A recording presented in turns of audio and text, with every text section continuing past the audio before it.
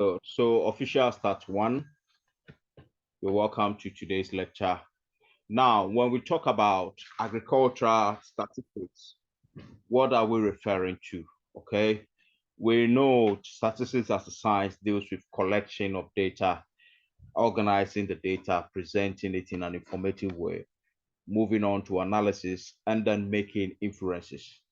Okay, so agricultural statistics itself is a form of statistics, which means it goes through these five processes. Okay, we are going to see the data collection, we are going to see data organization, presentation, we're also going to see analysis and inferences for making decisions. Okay, but in some general, when we talk about agricultural statistics, we define it as the aggregate of numerical information, okay, of various or different fields of agriculture and its economy. Okay, when we talk about agriculture, it's a very broad sector. Okay, we can talk about um, livestock, we can talk about crops, even under crops, we can talk about cash crops and locally consumed crops. Okay, then we talk about fisheries, we can talk about the forestry and logging. Okay, and all of them are very, very huge sectors on its own. Okay, good. Then we also talk about its impact on the economy, or I mean, in terms of its contribution towards our economy. Okay, so agricultural statistics deals with what? The aggregate of all numerical information of the different fields of what? Agriculture and its what? Economy. Okay, good. Then we say that the different fields of agriculture would embrace aspects of food crops, commercial crops, livestock. We have livestock products, okay, and different fields of agricultural economy. Will cover all that is modern agricultural economics. Okay, good.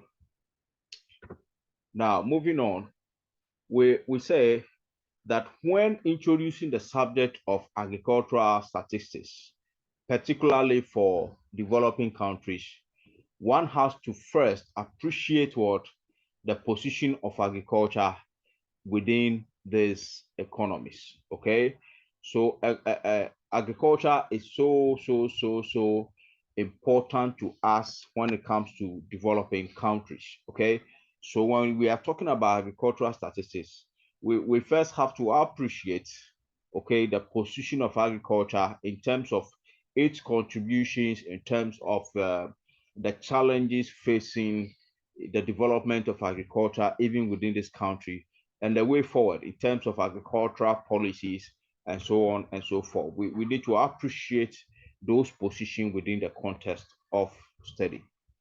Now, due to the important position of agriculture or that agriculture holds in the life of these countries, okay, promotion of agriculture is a key function of the government concerned. Okay, so agriculture, even though it's a business and I mean everybody's business, people can go into private I mean businesses, become entrepreneurs, because agriculture itself uh, contributes so much to the populace within developing countries. It has become a key function of the government, okay, within developing countries. That is why when you go to most developing countries, we have Ministry of Agriculture. Okay, so we have a whole, I mean, function of the government concerned with the area of what? Agric alone. Okay, now for the success in promoting agriculture, okay, planning is very essential. So if we need to promote all the various fields of agriculture, there is I mean, a need for us to sit down and plan carefully, okay, implement the right resources, the right policies, formulate the right goals, okay, for a country so as to improve on the development of agriculture, okay. When you study carefully what is happening in Ghana over the years, I mean, in the past, let's say 20, 30 years, okay, Ghana has shifted from being an agrarian economy, okay, to a more service sector economy. even though we still have, I mean, a very great land size within the country. Okay, then we are struggling. We have issues when it comes to agriculture within the country. Recently, we have issues where we are importing tomatoes, we are importing so many agricultural products from our neighboring countries who have a smaller land farming, I mean, a smaller farming land size, okay, compared to the Ghanaian farming land size, okay, but we end up importing so many things into the country, okay, in the context of food, right? Which brings a lot of questions, particularly when we've set up various ministry. We have the cocoa board, okay, handling the aspects of cocoa, okay. We have, I mean, ministries of forestry. We have ministry of fisheries. You have, I mean, so many departments, but we are still struggling in the area of what? Agriculture. And we are saying that there is a need for proper planning. Okay. It's not just about having the ministries, it's about planning well, having a goal, okay, a target, and then planning systematically to meet those targets. Okay. So, for example, in the next 5 years or in the next 10 years, where do we want to see our country? Are we going to narrow down into maybe coconut export or into tomato exports? Or are we going to produce, I mean, rice farms, which will be enough to cater for about 100% of what? The rice needs of Ghanaians. We have the capacity to do that, okay? But we are having serious challenges. Mm? Good. Now, next to the next point. He says no planning is meaningful unless backed by what? Factual information. Mm? This is one of the, let's say, underpinning uh, challenges we have in the development of our agricultural stats. Okay, we do not have factual information on, I mean, even from the land size, ownership of lands, okay, what crops are being cultivated on the lands. We have issues on that. How much we are producing. Sometimes we play so much politics with this information, okay? Somebody says, I produced this. The previous government says that I did that, okay? Sometimes you hear fish farmers talking about shortage in premixed fuel and so on and so forth. So the question is, don't we know the number of our fishermen, okay, and our boats at the shore, which goes on for fishing, okay, to make adequate provision for this pre-mixed fuels, to make adequate provision for what fertilizers with the farmers would need? Don't we have statistics on the farms we have and the types of farms to provide for those what fertilizers and those resources needed by farmers and needed by those in agriculture to produce what they have? Then again, what, I mean, information on processed, okay, processed raw materials, or let's say processed materials from agriculture. We seem to lack a lot, which doesn't really help in the development of agriculture within our context, and for that matter, in developing countries. So we are saying that now the statistical data is really important. Okay, it is required, it is important for any agricultural planning. Okay, that is where we come in. We need to help build databases and help to, I mean, collect data which is accurate enough, okay, for decision making within the agricultural context or sector. Okay. Further, we are saying that statistical data on agriculture are needed for the life of the community in assessing the requirement for feeding the people. Okay, quantities available for exports and import and various other purposes, right? So we need information. How many people are available? How many farms are available? Who are the farm holders? Okay, what are they planting? Then we can plan, okay, within this country, how much of rice do we need? How much of tomato do we need to farm this year? how much of this commodity do we need to farm this year? How much of this, right? But we seem to have a shortfall over there, and seem to be doing things anyhow. Okay, good. And we must appreciate that various governments have put in some policies. Okay, but the question is, have these policies, met those targets, those goals, okay, with which they were targeted for, right? So, but we need data. We need real data.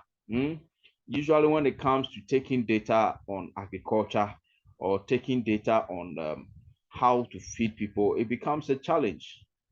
Okay, good. Now, then we also say not only that, but we also need data on the quantities available for export and data on how much we are importing, because at the end of the day, our export and our import will contribute to our GDP. You understand? And if we are importing more than we are exporting, then it means that in the long run, okay, we lose a lot of what foreign exchange, okay, which would negatively influence what our GDP. Okay, good. And we also need data for various other purposes. Okay, now we are saying that regular collection of agricultural statistics is essential for the functioning of the entire community, okay, and also for the development of agriculture in a country.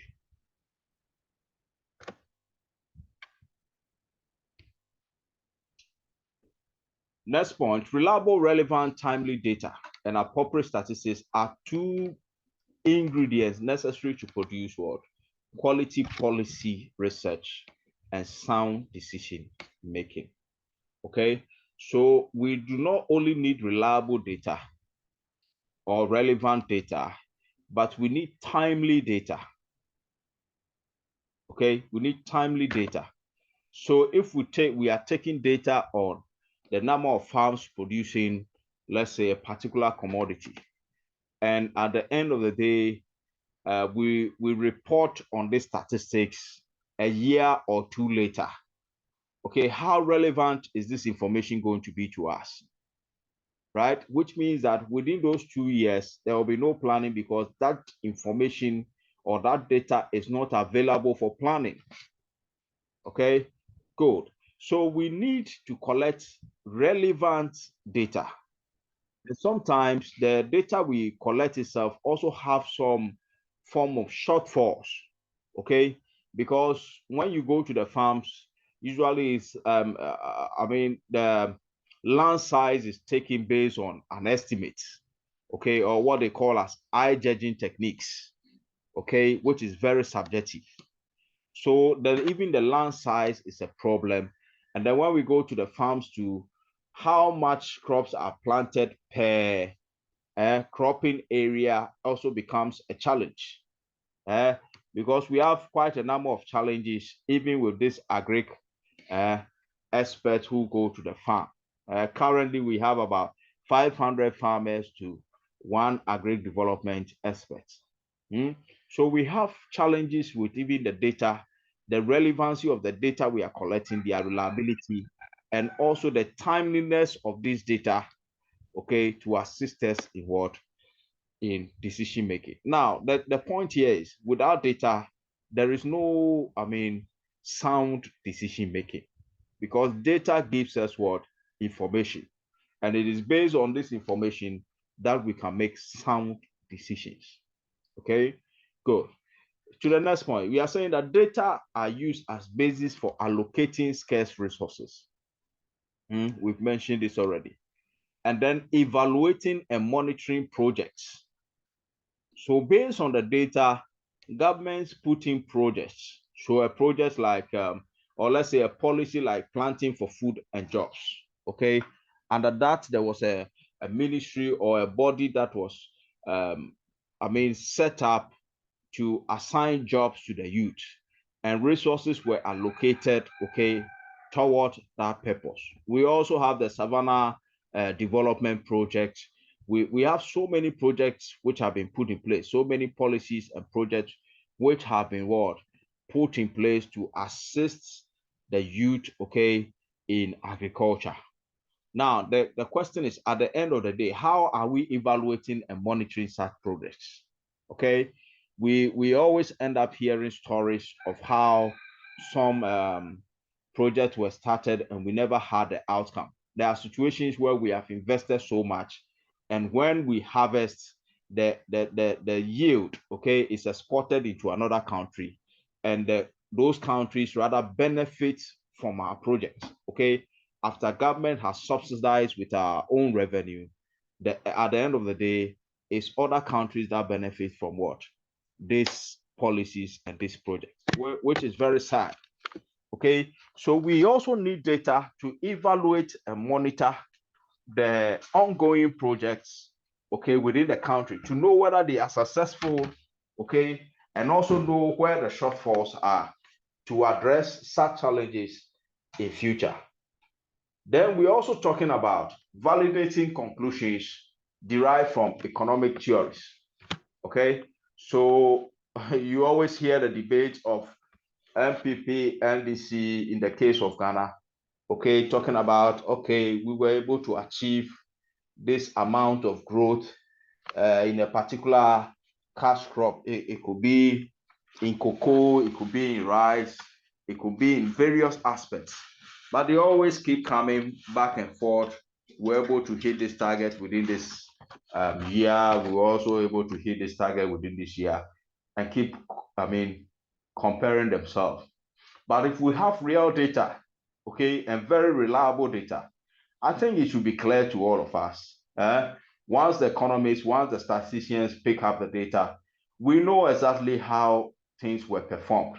And comparing the volumes of production with what the population at the current time, we should be able to what make headway with the data. Because if we are producing the same volume, let's say we are producing 70,000 hectares, okay, of let's say a particular crop, okay, and in the next 10 years you are producing the same volume, of course the population would have risen about 10 million.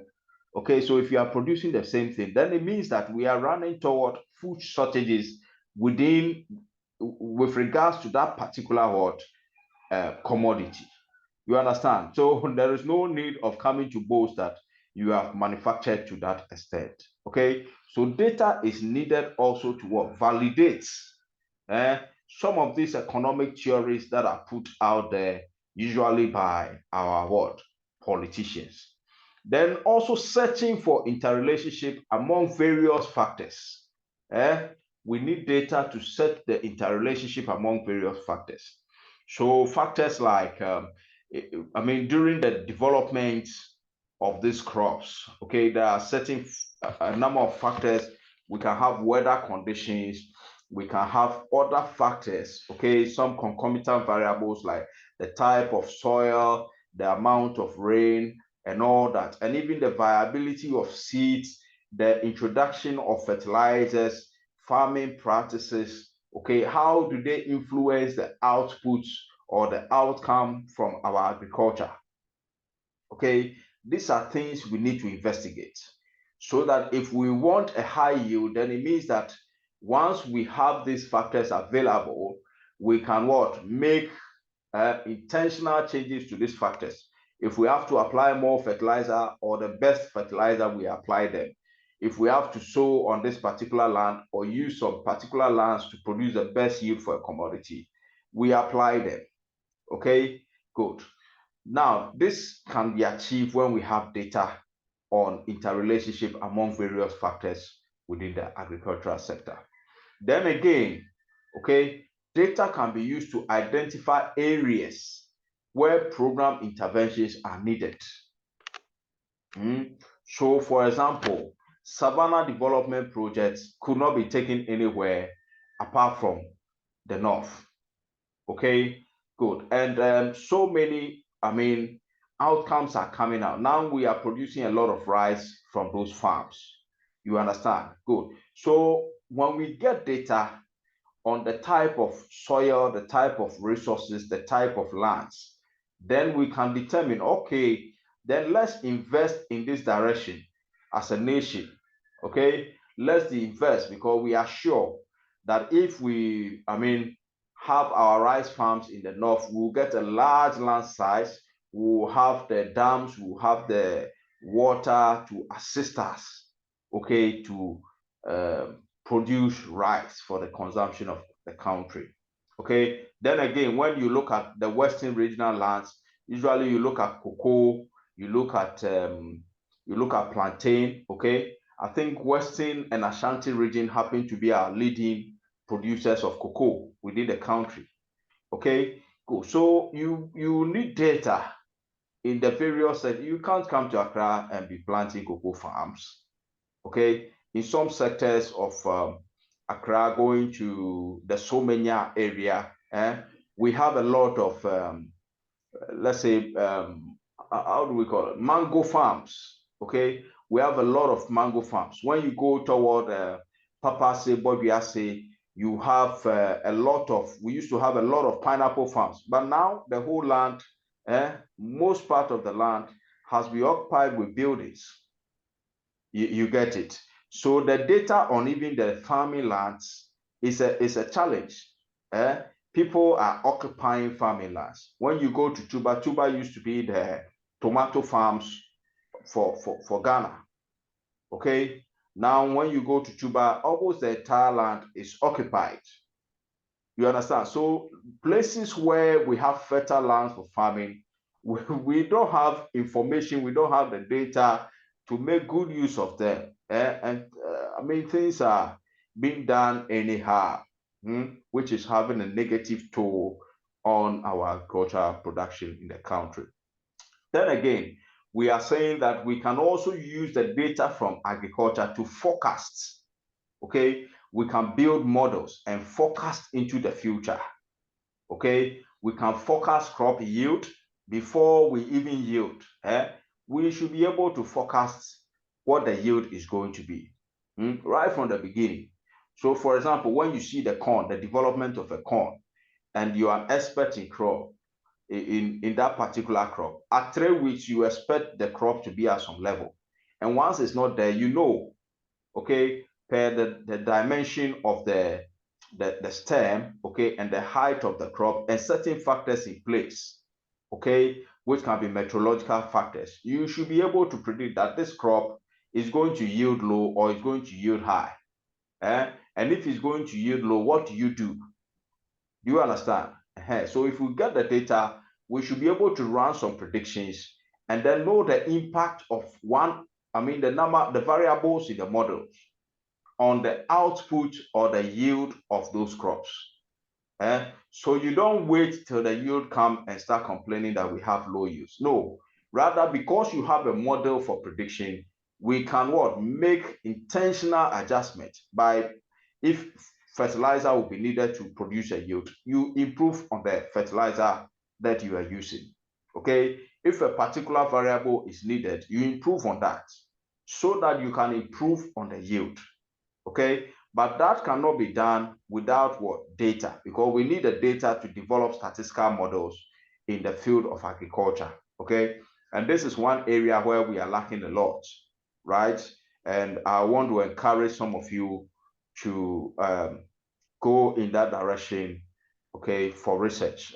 Take data in that regard, and let's develop some models, okay, which can be used to forecast yields within the country. Okay, now this is just an example to throw more light on whatever I've said. We are saying, so for example, reliable, timely information on crop yield, crop area, and production acts as fundamental inputs to the planners and policymakers responsible for formulating agricultural policies. I think we talk about that.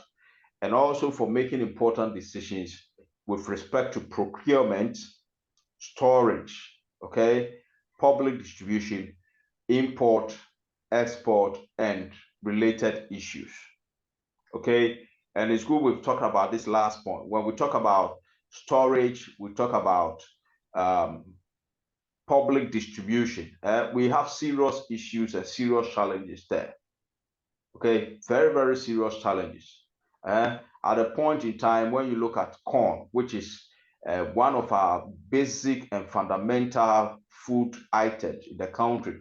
Okay, when the season, during the rainy season, we have so much corn out there on the market to the extent that you have people roasting the corn. Some are using them for, boiling the corn.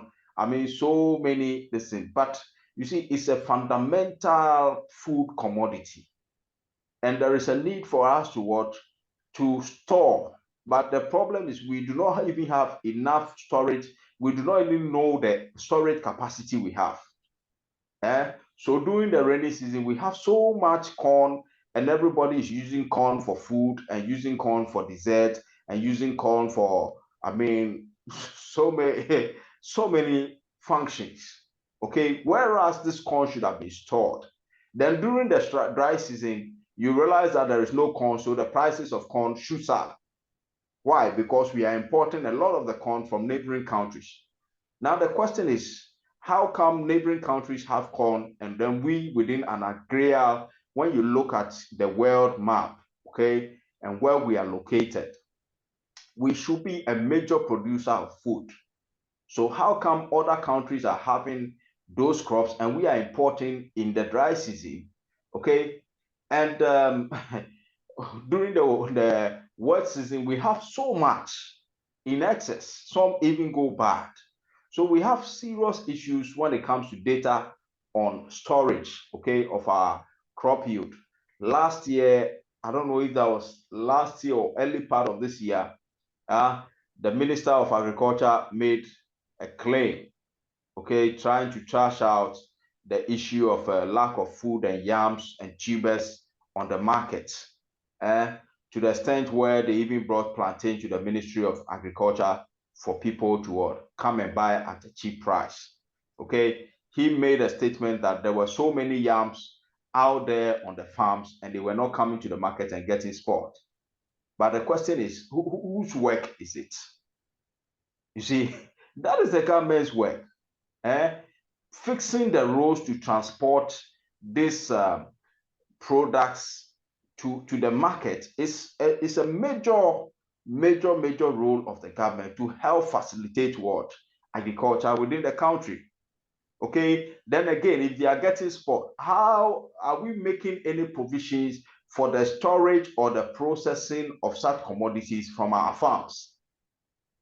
That too, we are failing in it. Okay, yam can be, processed into so many things. We can process yam into so many things. So how come our yam is going bad, and how come other commodities on the farm are going bad? Then again, we talk about public distribution. Public distribution. So if we have enough, how do we distribute it? Distribution goes hand in hand with what? Storage. So when we distribute, how much are we distributing? Okay, it shouldn't be that the factors, or we are in the rainy season and because of that we have a high yield, then we just distribute everything because we don't have storage. No, there should be a way to regulate distribution of farm products. Okay, and when we do that, then we always are assured. We are assured in terms of our food storage. We have food security as a result. Not when we get to the dry season, then we have issues with our food security and we have to import from all over the place. Okay, then again, where we usually get right is the import and export and other related matters, because those ones give us the foreign incomes. Okay, so our governments over the years keep a key eye on those areas. Okay, in terms of export, that is why we have a whole board, cocoa board, managing the affairs of our major cash crop, which is cocoa. Okay, good. Now, when it comes to agricultural statistics, to suffer, I think that it's not all that so good or a good idea to help the people in a way.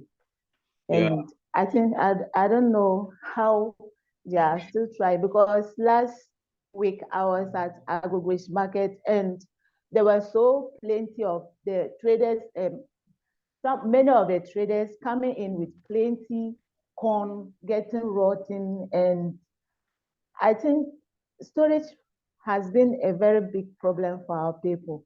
And if I don't know if other people, other countries are able to store or have storage facilities, and they are storing corn, and we go in to import them, and then we come and sell at higher prices for our people. Why can't we learn the way that they do to store, and then we also do the same to store at our bumper harvest season? Yeah, I agree Thank with you, you sir. 100%. Okay, that is the very point I was making. So the issue is, you see, the kind of policies that we make should be even based on data.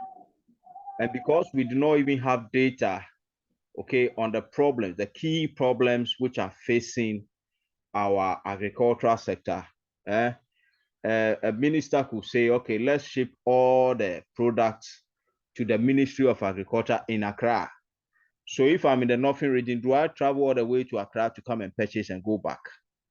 you get the point. You see, so instead of spending money to transport all these products to one center in Accra, why not rechannel those monies for fuel in fixing our roads? If you cannot even produce storage facility, fix the roads so that these products can be distributed across the country for easy access to farm yields. That is one way. So you see, misplaced policies as a result of lack of reliable data within the agricultural sector. That is one thing. Then if we also had data on storage, then we should first of all know that, look, we have serious challenges with storage, and we need this additional capacity to store, let's say, plantain, to store, let's say, rice. If we can't store, then we need industries to refine or to process those commodities. And a beautiful thing about this is we should have been storing, like you are saying, we should have been storing our commodities in the rice seasons. We should store the excess so that you don't go to the market and find corn getting spoiled. And then the next season, in the dry season, we go and import and come and sell at a high price. No, the government should have rather stored. You buy from the farmers, okay, the excesses, store them. And then once you store them, you have power over pricing. So next time when they are in shortage on the market, the government sells it out to the market people for distribution. Then it means that the government will also have power in regulating what prices of food items on the market. That is not what we are seeing. Okay, sometimes within a space of 2 months, even 2 months is too much. Within a space of 1 month, I remember rice shot up from 200 cedi all the way to 500 cedi. And within the next 1 2 months, it had risen all the way to about 700 cedis. Oil moved from 200 all the way to 1,000 Ghana cedi. Okay, about 500 times the actual value. You understand? So government is not storing. It's like it's becoming a culture, okay, within most developing countries, not only within our country. It's becoming a culture in the sense that when you take even within the oil producing sector, okay, we have a refinery here in the country, and yet we export all our crude, okay, outside, go and refine them, and then import and come and sell at high price, whilst the country is making just about 15%, okay, of profit on that crude, not on the refined product. So which means that we are even paying more for the crude that we are extracting within our own country. We are paying much more for it. Whereas we have a whole refinery within this country to refine it and for us to get crude at a cheaper price. We seem to have problems. And when the Russia war came in, we did not even have oil reserve for about 2-3 months. You see, and we're in crisis. Look at the way our petrol just shot up from during the COVID season, it was about 4 cedi and then shot up all the way to 23 cedi. That has become a culture within the developing countries, and for that matter in Africa. Okay, sometimes we play too much politics with things instead of facing realities, instead of putting data down. If we have done serious work and we have the data, a government helps us to build accurate data on our various storage capacity, various distribution modes, various lands and productions that are made. Then what we can do is we build on it. So another government cannot come and deceive us on what they are producing. If we have accurate statistics, okay, the foundation of accurate statistics laid for us. Good. Now let's move on, unless somebody has some contributions or some questions. Good. Now we are saying that in agricultural statistics, there are two main forms. Okay. The first type of statistic is what we refer to as a basic statistic. And the second type is a current statistic. Okay. Now the question is, what is basic statistics? Basic statistics are statistics that deal with enduring characteristics of agriculture. When we say enduring, meaning long-lasting characteristics, like, for example, the land utilization, who owns the land, how big is the land, okay? So we are talking about land tenure, we are talking about distribution of the holding, who owns the land, where is it located, okay? So those long-term, and who owns the land is going to be there for about 1900 years, okay? Land utilization, how it is utilized. If it's a permanent crop, like let's say a palm nut tree, okay, or a palm plantation, is going to be there for so long, 50, 60 years is still going to be there. Okay, so these are enduring characteristics of the various, okay, fields of agriculture. Then we are saying that such statistics are collected by countries in their decennial agricultural censuses. In very serious countries where they don't joke with agriculture, like in Germany and other places, okay, this information is very intact. They are still developing some aspects, but they have all this intact because they conduct agricultural censuses. So for us, we conduct population census. They conduct a serious agricultural censuses.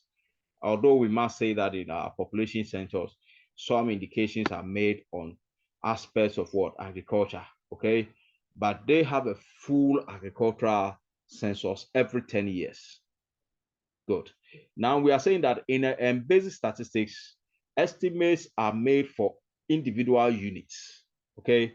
So once they are able to take basic statistics, we are able to tell this farm what is the land size, this farm, who owns it, okay, what is planted there, and how many workers are on the farm.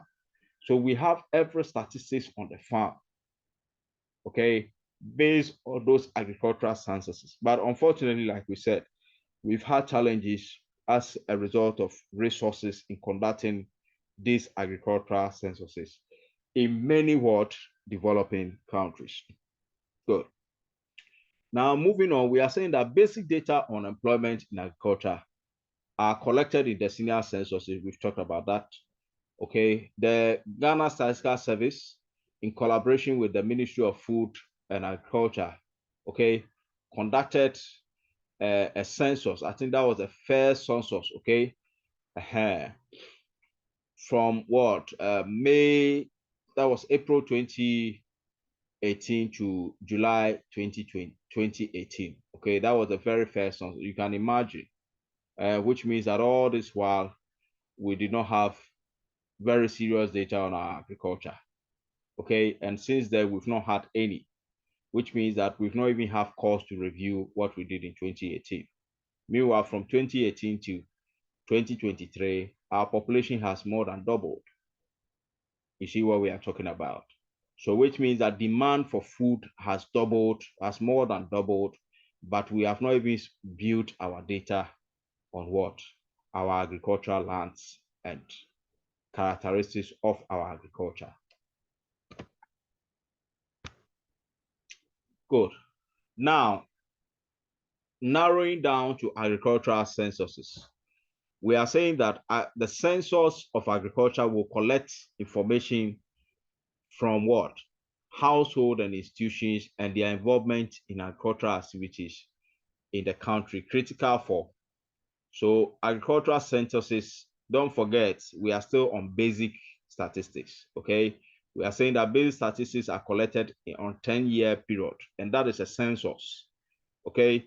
Now, the importance of this census is to help policymakers to better identify and prepare and implement and also evaluate development projects aimed at enhancing agriculture in Ghana and for that matter in developing countries. But this is the situation where we don't even have those censuses in the country. So we have a lot of problems, what? Policy making.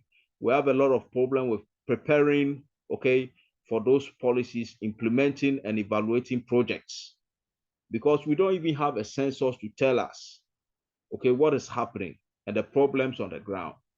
Good. The next point is censuses provide data with users with up-to-date and reliable data, okay, or reliable agricultural statistics for programming, monitoring food security and livelihood programs, okay? And of course, to us as researchers, okay, such data becomes very relevant. If we have the total land size in, let's say, Western region, and we are going to conduct a survey which should be representative of the whole Western region, because we have the total land size, we can easily estimate what? How much lands we should visit, which will reflect the entire population. But if we don't have it, then it becomes a problem. You understand? Good. The third point, providing more up-to-date data on the structure of agriculture in the country. We should be able to tell what foods we are producing in the countries and what we are not producing and how they are going, okay? The progress of such crops. Then we also are vital to rebasing Ghana's domestic product, gross domestic product, okay? We should know what products are being produced in the country, in what quantities. There are quite a number of food products which appear to be getting missing within the Ghanaian agricultural sector, okay? Not only food, but even plants, okay, and crops. At a point, there was a ban on rosewood, okay? There's a ban that has been enforced because we were just cutting down all those rosewood plants, okay, which is a very rich source of what? Medicine, a very expensive plant, but we're just cutting them down left and right, some burning it as firewood, some just using it for, furniture, some using it for other things which were not too relevant, and we could have used substitutes.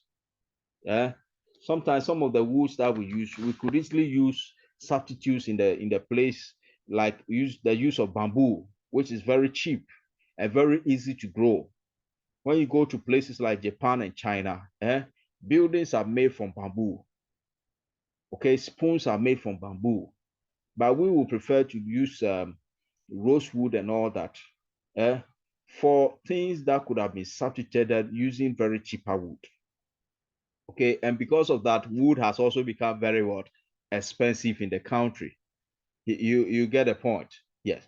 So when we don't have the data on our uses of wood or uses of fisheries, uses of cocoa, how things are going, everything comes down to affect the country in terms of its gross domestic product.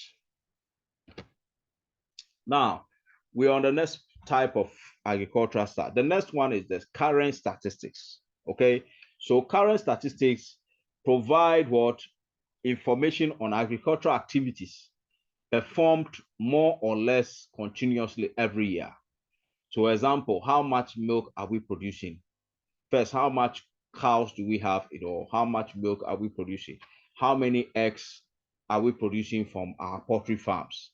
How much meat are we producing? Okay, which is taking, continuously in every year. Okay, so how much have we produced? How much are we exporting? Okay, how much are we getting? Okay, how much have we processed? And out of the process, how much are we getting from processed foods? So these are statistics taken frequently. So in a year, we can have statistics on one particular product about 3 times. Okay, to know the total volume of production, how much is imported, how much is exported. Yeah. So current statistics are always being taken. And that is what the government uses to run a lot of the information or a lot of the planning on agriculture within the country. So we are saying that such statistics are collected annually or more or at more frequent intervals. Okay, good. And in current statistics, we are generally interested in national, regional, or averages. So when we are talking about the total cocoa production, we are most of the times we are not interested in what is happening in a certain community. Okay, we look at it on the national level, and then aside the national level, we look at it on the regional level to compare from region to region and find out if one region is improving upon its production as compared to the others. Okay, and like I mentioned, there is statistics on the leading producers of cocoa within the country. You understand? Good. So now we move on to importance of agriculture in developing countries. We've talked about it. We said it's a major contributor to our GDP in the country. Okay, but how important is it? Okay, now we are saying that majority of people in rural areas live on what? Agriculture. Okay, until recently, about 80% of people living in rural economies or rural areas, okay, were into farming. You understand? So a lot of farming or agriculture, not only farming, but we can have fish farming, we can have forestry, we have other sectors, okay? Livelihood, livestock, crops, cash crops, and all that. A lot of people are into that, okay? Good. Now, the next thing is it is a major employer of labor in many of these countries. You go to Nigeria, it employs about close to 80%, okay, of people living within rural areas. Good. So it employs quite a number of people in developing countries. Then again, agriculture is a source of food and income for the rural poor. Okay. So if we don't go into agriculture, then it means we are going to have what? Food insecurity, which means we have to be importing food from all over the world, and which also means that the food is going to be expensive and the poor cannot afford such food. Okay. So we have issues of imbalances or inequality within the populace. Okay. So affordability of food becomes a problem. Access to food becomes a problem for the poor. Okay, so going into agriculture is very important to ensure what? Stability, food security, okay, and also to ensure income for our people or those who are poor, okay, within the rural uh, economies, okay. Now, the use of the word poor itself, we'll look at that later because looking at assessing wealth itself, okay, like you saw last semester, okay, assessing the wealth of those in agriculture cannot be assessed. We can't just assess wealth just the same way as we measure the wealth of people in the services and in other in the industries. Okay, so poverty itself can be defined in various concepts when you go to the agrarian communities or the rural communities. Now, when you come to the next point, it says agriculture is a major earner of foreign currency. That we all know. Okay, that is where we get a lot of our foreign currencies from. But the question always comes to the issue of foreign currency as to domestication and local consumption. If we are consuming all our rice and we could produce enough rice for everybody, okay, then we don't even need to, it's like you export to get foreign exchange and then use the same foreign exchange to go and buy the same product. Okay, we need data on some of these things so that we don't end up exporting less and then importing more. It means that you are earning the foreign currency, but at the long run, on the net, you are still losing foreign currency. You get some, but you lose a lot. Okay, go. So it's a major earner of foreign currency, but how much is that contributing to our economy? Okay, then again, it is a driver of economic development. Okay, as is a major economic activity that we know and we appreciate. It says opportunities for private sector.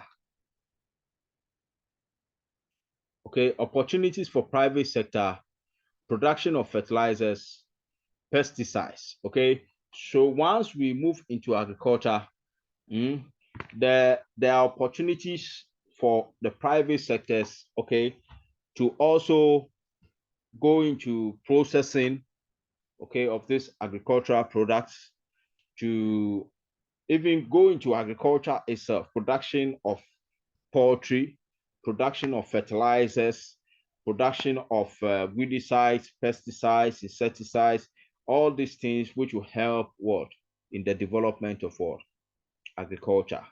Then finally, okay, agriculture is also very important for our food security. If there is no food in this country, there's going to be chaos.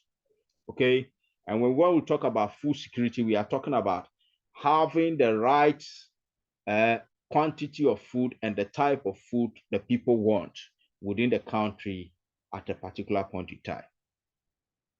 So if we don't have a certain food commodity like rice, which is a very basic commodity for the people, okay, and you have other commodities, people, those who depend heavily on rice, are still going to starve because they don't have the rice they take. Okay, you cannot force somebody to be eating a particular product all the time. So it means that you still have some form of insecurity in some areas. And that is what we are having now. That is what we are having now. We are insecure in certain areas of our agriculture as an agrarian economy. Good. Now, we're also saying we are still on importance. It's a livelihood. Provides a source of livelihood for many people. Generally, 86%, 86% of the rural people depend on agriculture for income and employment. In developing countries, more than 50% of people live in what? Rural areas. And it is estimated that about 70 to 80% of rural people are involved in what? Agriculture for their livelihoods. So that is about half of the populace, okay, are into agriculture. Good. Then again, agricultural sector also supports other sectors of the economy. The agricultural sector provides the raw materials to the other sectors for production. Okay, so how would Unilever and those other industries who are producing milk, how would they produce their milk if the cattle farmers, okay, stop their work? Then it means that those industries will run down in the production of that commodity. You understand? So they support various sectors, even the services sectors, okay? Those producing bread and egg and all that. I mean, it's agricultural sector that is I mean, providing all the raw materials for the industries. Then we go to what linkages and external economies. We've talked about that.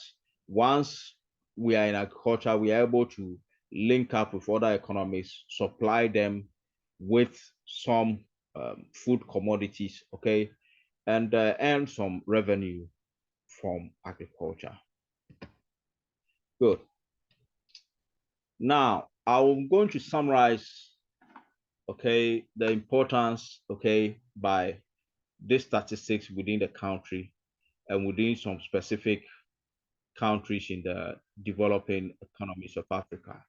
Okay, the first one is agriculture sector in Nigeria, okay, employs about 65% of the population and provides employment to about 90% of the people in rural or the population in rural sectors or rural areas, okay?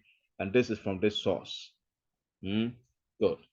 Now, within Ghana, Ghana has come down, okay? We used to be a very huge agricultural economy with about 60% of our population being into agriculture. Now, current statistics as in 2019 reveal about 33% of the population are into agriculture, okay? A very sharp decline.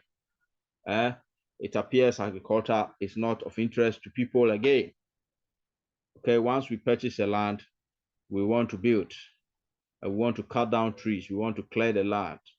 Nobody is interested in agriculture again, okay? Forgetting that that is where we actually get our food from. Then when we look at this graphs, on the left we have, let's look at what is on the right first. Employment per sector, okay? Green is agriculture, red is industry, blue is services. So we can see that agriculture is the second, okay, employer of people within the country, while services is dominant with almost 50%. That's 48% specifically. Okay, but when it comes to contribution toward GDP, look carefully at the contribution of agriculture. You'll find out that agriculture only contributes 20%. Okay, we have 33% employment, but 20% output. Whereas the industries are producing more, are contributing more to our GDP. That raises questions.